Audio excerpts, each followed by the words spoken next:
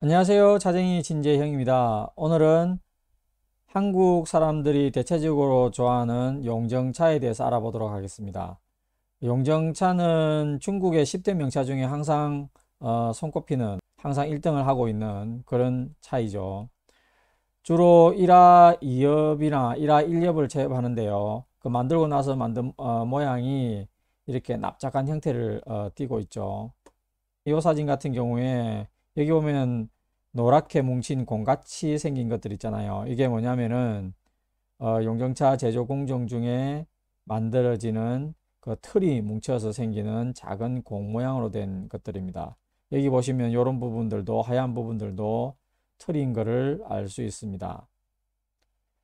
용정차는 주로 청명전에 이제 생산을 하고요. 청명전이라면은 하루하루 생산에 대해서 생산분에 대해서 가격이 틀리게 됩니다. 그래서 오른쪽 같은 경우에는 3월 말 정도에 생산했다고 하는데요. 왼쪽 같은 경우는 한 4월 4일에 생산했습니다. 그래서 오른쪽이 훨씬 더 비싸고 왼쪽이 조금 더 싼 걸 알 수 있고요. 모양 같은 경우에 모양이 오른쪽이 더 좋아 보이기는 한데요. 모양 때문에 더 좋다 그렇게 꼭 얘기할 수는 없습니다. 사실은 그날 기후가 만약에 안 좋다면은 더 이런 날에 생산했음에도 불구하고 또 가격이 싸질 수도 있고 하여튼 품질을 보는 것이죠. 그리고 보면은 요 같은 경우에는 그 용정촌에서 생산된 건데요. 사실은 전체적으로 본다면은 모양이 그렇게 썩 좋은 건 아닙니다. 어쨌든 모양은 하나의 참고 자료일 뿐 품질을 갖다가 완전히 결정짓는 것은 아니다. 중요한 것은 맛이다. 뭐 이런 말씀을 좀 드리고요. 자, 한번 용정차를 마시는 광경을 한번 볼까요?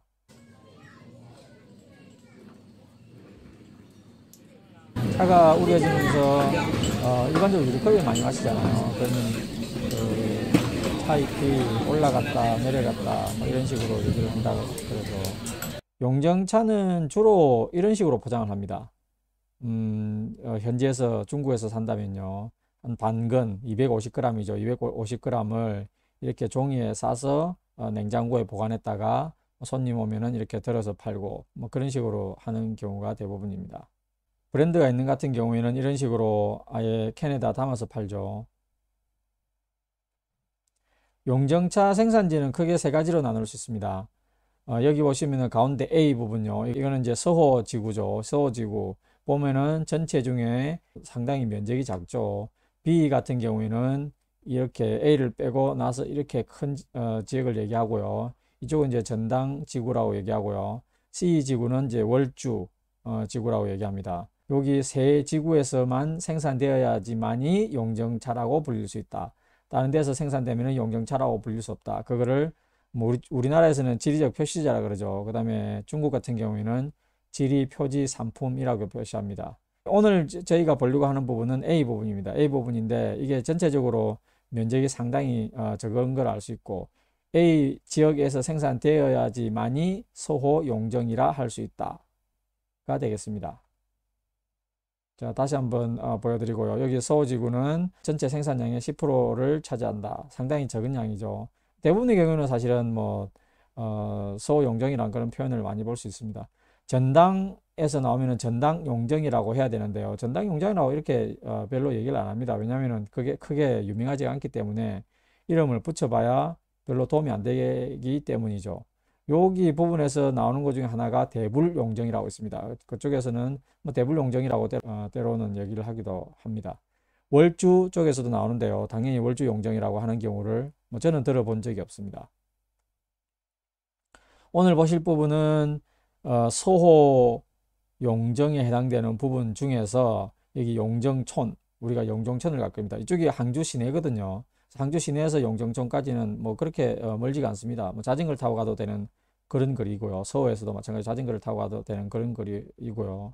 그 다음에 여기 메가오 지역도 유명합니다. 저는 주로 용정촌 부분 아니면 메가오 이쪽 두 군데를 주로 가고요. 다른데 용이라든가 호랑이라든가 그런 구름 이쪽은 뭐 그렇게 애써서 이렇게 가보고 그런 적은 별로 없습니다.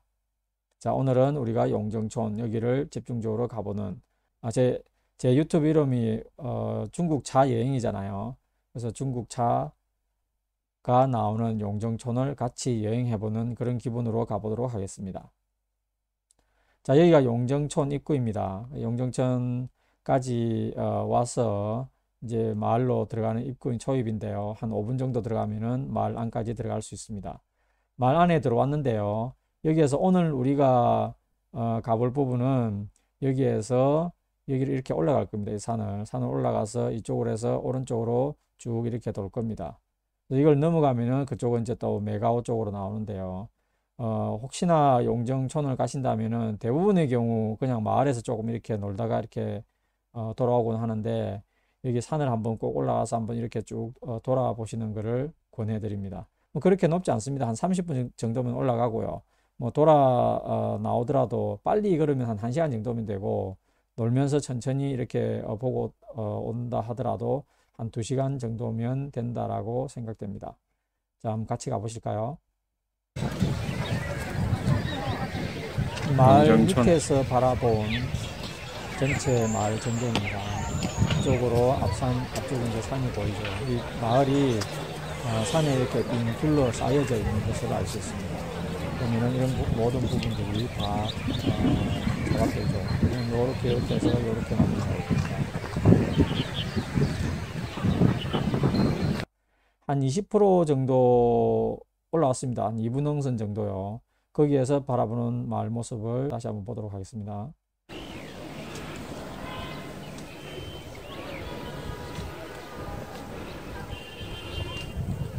자, 차를 수확하는 분도 계시고요. 여기에서 보이는 이런 부분에서 나오는 차들은 다 서호 중에서 사봉용정이라고 할 수 있습니다. 사봉산이 어딘지는 다음에 알려드리도록 하겠습니다. 저기 보이는 데인데요. 좀 비싼 카메라로 찍으니까 색감이 확 살아납니다. 한번 멋지게 보이시죠? 이 사진을 참 좋아합니다. 그래서 아마 제가 책에도 실은 걸로 알고 있는데 색감이 녹색과 그 다음에 연두색, 노란색 뭐 아주 잘 대비되게 멋지게 나온 사진이라고 생각됩니다. 조금 올라가면은 여기 보시면은 소용정차 군체종 자원 보호구 이렇게 돼 있죠. 그래서 이 군체종이라는 게 뭔 얘기냐면은 우리말로 하면은 재래종이라는 표현입니다. 요새 소용정을 만드는 주된 품종은 용정 43호라 그러죠. 개량 품종입니다. 근데 옛날에는 군체종이 그렇게 인기가 없었죠. 왜냐하면은 체업 시기도 늦고 체업량이나 그런 부분들도 그렇게 많지가 않을 겁니다. 그래서 용정 43호가 각광을 받았는데 최근에는 군체종, 즉 재래종이 더 많은 인기를 얻고 있습니다. 수확 시기는 약간 늦지만은 뭐 근데 이제 가격은 좀 높게 받을 수 있거든요. 그 다음에 맛도 좀 더 대체적으로 봐서는 좋은 편이라고 할 수 있습니다. 군체종이 대체적으로는 한 20%에서 뭐 비싸면 한 50%, 때로는 한 2배 정도까지도 비싸게 받는 것을 알 수 있습니다. 그래서 개량된 품종 위주로 이렇게 관리하는 게 아니라 군체종들도 자원으로서 관리를 해야 되겠다. 뭐 그런 걸 깨달았다고 해야 될까요? 그래서 지금은 군체종도 많이 심어져 있는 것을 알 수 있고요. 그리고 가시면은 뭐 군체종 이렇게 해서 판매를 하기도 합니다. 여기는 뭐 일본식으로 차나무들이 자고랑이 예쁘게 잘 만들어져 있죠. 지금 수확을 열심히 하고 있네요. 이때 간 날이 2019년에 올해는 뭐 코로나 때문에 갈 수 없었으니까요. 2019년에 4월 6일입니다. 4월 5일이 청명절이잖아요. 그래서 4월 6일은 청명절 바로 다음 날인데요. 그때도 아직도 이런 봄이기 때문에 많은 수확이 이루어지고 있는 그런 상황입니다. 대체적으로 용정차 같은 경우에는 한 3월 16일, 만약에 날씨가 좋다면 한 3월 12일 그 정도부터 생산을 하고요. 만약에 날씨가 안 좋다면은 한 3월 22일이나 그 정도부터 생산합니다. 그리고 한 5월 초, 뭐 늦으면 한 5월 중순까지도 생산을 합니다. 근데 저희가 산을 올라가다 보니까 뭐 이상한 소리가 나는 거예요. 전기톱 소리죠. 그래서 깜짝 놀라가지고 다가가 봤습니다. 다가와서 이제 제가 이 농민분한테 물어보는데요. 한번 들어보시죠.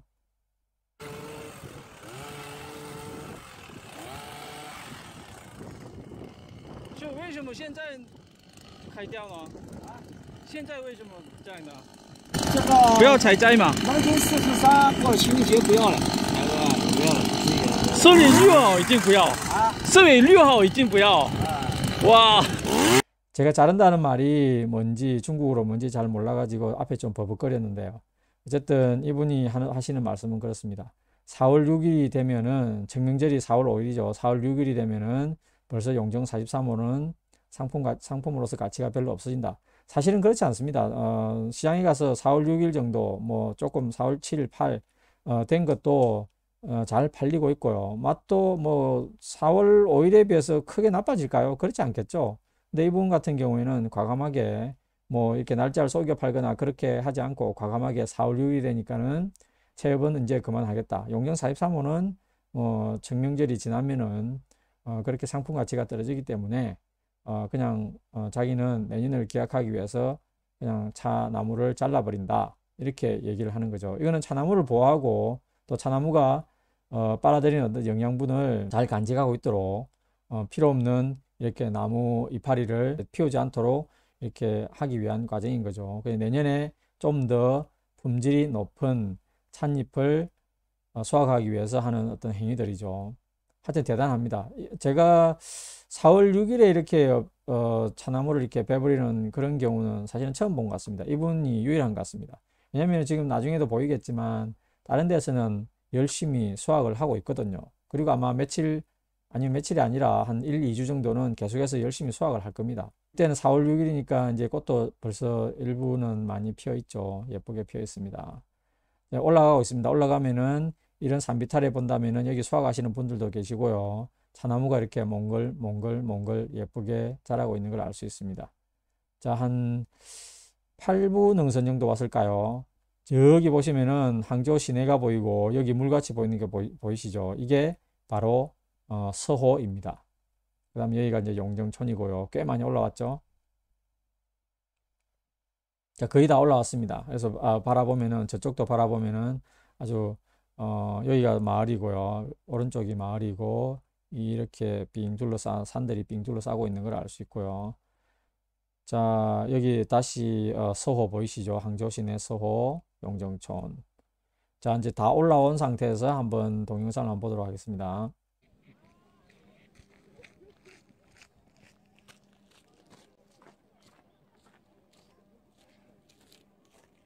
서호 마을이고요. 저기 용정촌이고요. 저기에 서호도 보이죠.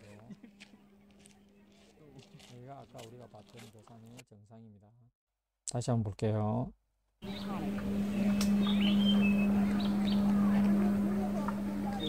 용정촌 서호 항저우 시내로.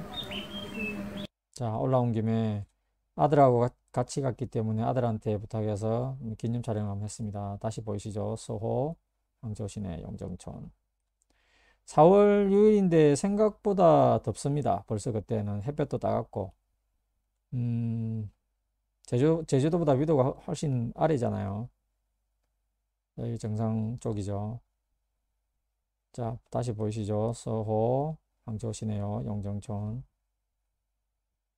자, 우리가 이쪽으로 쭉 돌아서 여기로 해서 이렇게 내려갈 겁니다. 산의 아랫부분 마을 쪽하고 그 다음에 여기 윗부분하고 조금 해발 차이가 뭐 아마 한 2, 300 정도 되지 않을까 생각되는데요. 2, 300도 더 안 될까요? 생각보다 발화된 정도, 차엽이 자란 정도의 차이가 좀 생각보다 있습니다. 그래서 위는 아직은 이렇게 많이 자라지 않은 뭐 그런 상태를 볼 수 있습니다. 자, 여기서부터 우리가 이렇게 이제 오른쪽으로 빙 이렇게 둘러서 계속 이제 가게 되는 거죠.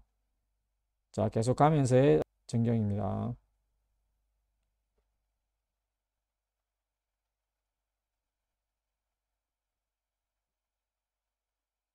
자, 조금 오른쪽으로 돌아온 상태에서 다시 보는 어떤 전경입니다. 이쪽이 용정촌이고요. 요 부분이 사봉산입니다. 그리고 이쪽으로 올라왔죠. 이쪽으로 올라와서 지금 이렇게 돌아온 그런 상황입니다. 자, 차나무가 보이고요. 이제 거기 위에서 내려왔습니다. 내려오면은 아까 그렇게 내려오면요. 여기 이제 사봉이 보이시죠? 사봉이라서 글씨가 보이시죠? 사봉산은 뭐 한 여기 해발이 358m라 돼 있나요? 그 정도로 돼 있고 그다음에 이전부터 뭐 차는 계속 여기서 만들어졌는가 봐요. 한 뭐 949년인가요? 이 정도부터 이제 만들어졌고 그다음에 1762년에 청해 근륭 황제가 이쪽에 와가지고 뭐 또 차도 만들어 보고 아마 뭐 차도 마셔보고 그랬는가 봐요. 그때 이제 18그루 이제 차나무에 대해서 이거는 황제한테만 바치는 차나무다. 차수 이렇게 얘기를 하고 올라갔다. 뭐 그런 얘기죠. 청근룡 황제는 여기 아마 3번인가 4번인가 왔다 그래요. 뭐 꽤 상당히 자주 내려온 거죠. 한 60년 정도 제위하는 시간에 북경에서 이 항저우까지 얼마나 먼 길입니까? 여기까지 참 몇 번이나 왔다 그러는데 신하들은 엄청나게 힘들었겠죠. 지금 우리가 여기 정도인데요. 요게 그 사봉산 이쪽에서 나오는 거를 이제 진짜 사봉 용정이라고 얘기를 하는 거죠. 자, 거기에 보면은 이제 물이 쫄쫄 나옵니다. 저는 물만 보면은 무조건 TDS를 찍어 보는데요. TDS 수치는 48이 나옵니다. 생각보다 높죠. 만약에 해발이 엄청 높고 한다면은 아마 뭐 10 이하로 나올 수도 있을 것 같은데요. 여기는 해발도 그렇게 높지도 않고, 그 다음에 저기 위에서 이제 물이 계속 꽤 많이 흘러 내려오면서 이제 광물질도 많이 녹인 상태고, 그 다음에 만약에 빗물이나 이런 부분들도 여기는 뭐 항저우라는 엄청난 큰 도시가 옆에 있기 때문에 그렇게 TDS가 낮지 않았을 것 같고요. 어쨌든 48 정도, 뭐 나쁘지는 않은 수치입니다. 찬물로서는.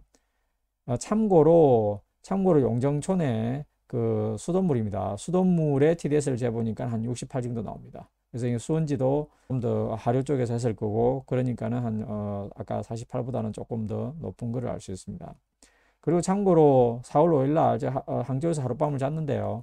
항저우 쪽의 호텔에서의 TDS를 보니까 한 거의 99, 거의 100 가까이 나오는 걸 알 수 있습니다. 시내보다는 용정촌이 낮고, 그다음에 용정촌 수돗물보다는 그 사봉 쪽에서 사봉산 쪽에 어떤 계곡물이 좀 더 낮은 걸 알 수 있습니다.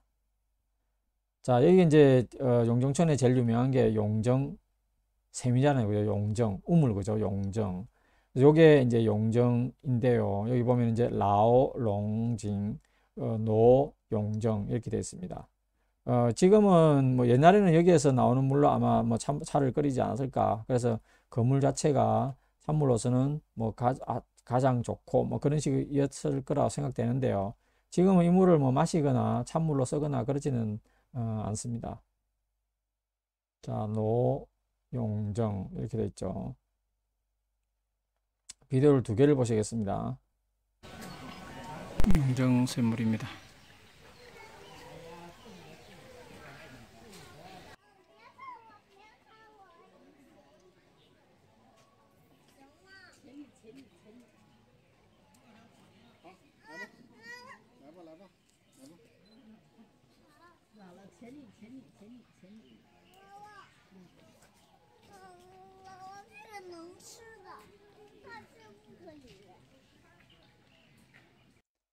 거기 주변에 보면은 이렇게 멋지게 용자를 조각해낸 것도 볼 수 있고요. 또 이런 식으로 흘림체로 용자를 조각해낸 것도 볼 수 있습니다. 자, 거기가 바로 사봉용정, 그 다음에 용정, 사봉산, 그 다음에 용정샘, 그 다음에 18그루 어차수도 다 붙어 있는데요. 거기 방금 조금 전에 보여드렸던 사봉산에서 체업한 걸로 만든 용정차 가격입니다. 500g이 비싼 거는 500g에 6,800위안인데요. 6,800위안이면은 만약 환율 1위안 170원으로 계산한다면은 115만 6천원입니다. 다시 말하면은 요거 1g이요. 1g이 2,312원, 한국 돈으로 2,312원 되겠습니다. 뭐 엄청나게 비싼 거죠. 저기에서 조금만 내려오면은 바로 여기 차, 그 다음에 18, 18그루 셔바크 이렇게 돼 있죠. 요 부분이 이제 뭐 정글용 황제한테 바치기로 했다는 그런 18그루의 차나무를 얘기하는데요. 요게 18그루입니다. 한번 비디오 한번 보실까요? 다크 위차 연기 수 펄펄 나도록 하는 거는 좀 신비롭고 멋있게 보이기 위해서 뭐 그렇게 장치를 해놓은 거고 어떨 그건 아닙니다. 그다음에 이런 식으로 요거들 구조가 지금 보호가 되고 있습니다. 그때부터 한 1906년이니까 1762년 정도로 얘기하는데요. 한 258년 전이죠. 조율을 이 가능한 나무들은 뭐 영경 258년이 된 것 같지는 영경이었습니다. 않습니다. 솔직히 말씀드리면. 아마 최근에 다시 심지 않았을까, 뭐 그렇게 추정을 해봅니다. 자, 이제 거기서 나왔습니다. 나오고 나면은 이제 여기 아래쪽에서도 이렇게 차엽을 채취하는 걸 보이고요. 여기는 이제 이게 그 용정차를 만들 때 10가지 손동작을 얘기하는 건데, 뭐, 2018년 같은 경우는 여기서 실제로 차를 만들기도 하는 걸 볼 수 있었는데 2019년 같은 경우에는 뭐 그렇게 하진 않고 있더라고요. 그 차를 만드는 공정이나 그런 부분들은 다음에 다시 한번 시간을 내서 제가 영상을 제작하도록 하겠습니다. 자, 이제 다 내려왔습니다. 다 내려와서 벌써 이때가 한 저녁 6시 반 정도인데요. 4월 5일 청명절이 휴일이고 4월 6일 이때 사실은 이쪽에 사람이 제일 많습니다. 그래서 나가는데 정말로 힘들었습니다. 그래서 뭐 상해로 겨우 돌아오긴 했지만은 뭐 거의 콩나물 시루 같은 버스에 겨우 몸을 실어서 뭐 택시나 이런 부분 것들은 뭐 거의 들어오지가 않고요. 워낙 차가 막히기 때문에 하여튼 고생을 해서 다시 상해로 돌아온 기억이 있습니다. 자, 여기까지 제가 용정촌에 여행을 저하고 같이 한번 가보셨고요. 가장 바람직하게는 본인 직접 가봐야죠. 가보면은 또 훨씬 더 새로운 느낌을 가지실 수 있을 것이고 배우는 것도 많으리라 생각됩니다. 거기 용정촌 같은 경우에는 상해에서 간다면은 하루 코스로 딱 좋습니다. 도시락 하나 싸가셔도 되고 아니면은 거기 가서 드셔도 되지만은 산 위에 올라가서 이렇게 도시락 까먹는 재미도 또 뭐 쏠쏠하리라 생각되고요. 그렇게 돈도 많이 들지 않으니까는 상해에 계신 분들은 꼭 한번 당일로 한번 여행을 가보시면 좋고요. 자, 10월 30일에 책이 출간된 이래 여태까지 지금 판매가 잘 되고 있고요. 많은 분들이 구매를 해주셔서 고맙고 또 책에 대해서 많은 격려의 말씀을 해주셔서 고맙고요. 또 일부 또 의견을 주신 분들도 상당히 감사하게 생각합니다. 많은 분들에게 도움이 되지 않을까라고 조심스럽게 자신하는데요.